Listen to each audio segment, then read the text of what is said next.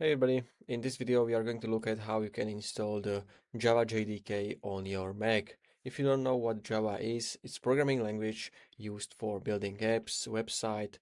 As an example, you need Java on your computer, for example, if you want to play Minecraft because it's built on Java. As another example, I have my app from Antigravity, and you can see that I can't run this because I don't have Java installed on my computer. So if you have Homebrew, you can also install it with the Homebrew.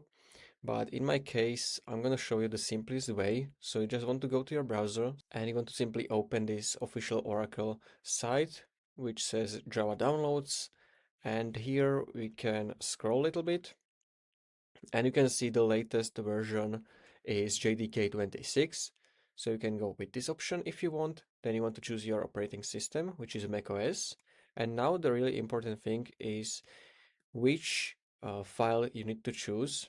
If you have a macOS Silicon chip, which is from M1 to M5, you want to go with this ARM64 DMG installer, so you can click on it. Or if you are using the older version, which used Intel processors on Mac, you want to go with this just 64.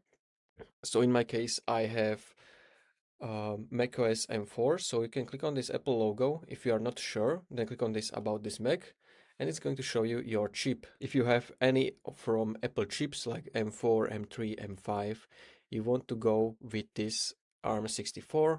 And after this is installed, you want to simply double click on this DMG file. You want to open it. Now you want to click on continue.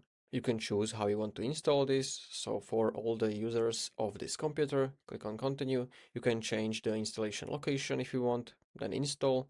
Now you want to enter your password of your computer and install software. And after this is done, you will see install succeeded.